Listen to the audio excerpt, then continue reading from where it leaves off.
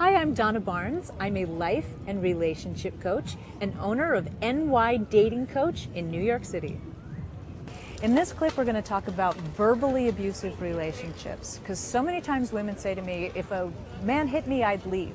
But they put up with all sorts of other really bad behavior. If a man criticizes you constantly, belittles things you do, laughs at your opinions, makes you the blunt of his jokes, and then tries to say, oh, you have no sense of humor, that's all verbally abusive. I mean, obviously, if he yells at you, that's not good. But if a man doesn't make you feel really secure and loved, and that you can talk to him about anything, if you try to talk to him and he throws off your feelings or he rolls his eyes when you're talking, that's all abusive. You need to have a better relationship than that. You can have a better relationship than that. This isn't the best relationship that you can find. And if you're honest with yourself, then I promise you there's somebody who will make you a lot happier. This is Donna Barnes, life and dating coach in New York City. Okay, the next barrier to communication is expectations. And this one is really, really hard because we as humans really like to get what we want. But an expectation is going into something, whether it's a conversation, a relationship, whatever it is, and you want to get what you want. You have a preconceived idea of the answers that you want to receive. So you say, hey Jim, you want to go to the movies on Friday? Well, maybe you asked because you really do want to go to the movies, and you really want Jim to want to go to the movies. And he says no. Well, what happens? You didn't get what you wanted because you were expecting him to say that he wanted to go. So now you're disappointed. And what happens when you're disappointed? Sometimes you get angry. Sometimes maybe you don't talk anymore. Sometimes you pout. Sometimes you're bitter. Sometimes you end up breaking up. It can escalate to extreme proportions when all we have to do is go with it. Don't enter every conversation in every relationship with an expectation, with what you want. It's okay to have wants and needs, but what's not okay is getting upset every time that expectation is not fulfilled in your relationships.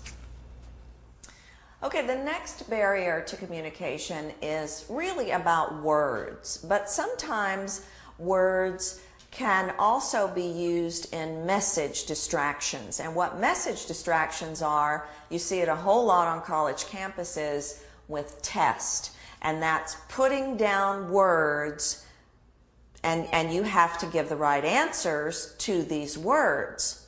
Well, words can mean a lot of different things to a lot of different people.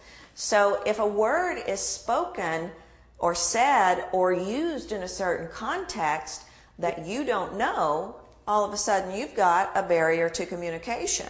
Something else that can happen is if words are used very gender specific, like if you are at a meeting and someone starts talking about the chairman, well, maybe you're actually the chairman and you're a woman. All of a sudden that word becomes a distracting barrier to communication because you're thinking about the fact, well, wait a minute, I'm not a man, I'm a chairwoman or chairperson. So the semantics of words and how they're used and the context in which they're used and the expectation of what should become of them, words can create a huge barrier to communication. The next barrier to communication, I would imagine everybody who is watching this has ever watched it or will ever watch it has experienced, and that is stress. Stress can be a huge barrier to communication because what happens when we're stressed?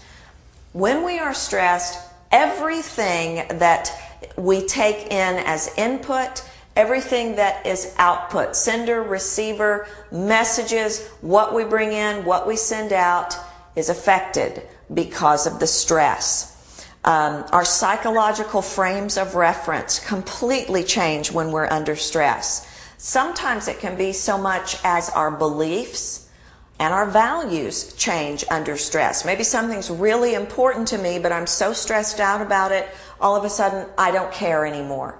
that can happen, and that can create a barrier to communication. Well, I thought that mattered to you. I thought that was important to you. Well, I don't care anymore. It doesn't matter anymore. All of a sudden a barrier to communication because I believed and I thought one thing about you, and because you're under stress, all of that has been thrown to the wind. None of that matters anymore. This stress can even affect your knowledge sometimes. Well, I thought I knew, but maybe I don't. I guess I don't know. And can affect your values and goals as well. So stress is something that we all live with in the world today, but it can be very detrimental to relationships because we don't communicate as ourselves when we're under stress. The only thing to do about that is to not be stressed. And, easier said than done, right? Always, especially when you're in conflict in communication, just slow down. Breathe and think and then respond. And try to communicate in the most stress-free way that you can. But simply by knowing that stress creates barriers, that awareness can help you change how you communicate when you're stressed out. Talk about how to resolve an argument. The most important thing is to decide, do you want to be right or do you want to be happy? People get caught up in fighting to win because they can't be wrong. What's wrong with being wrong? If you could admit that you were wrong and apologize and learn something from it and move the relationship forward, that's so much healthier for your relationship, and it's a lot less energy. It'll make you feel better. So if you get into an argument, try not to say anything that you didn't mean.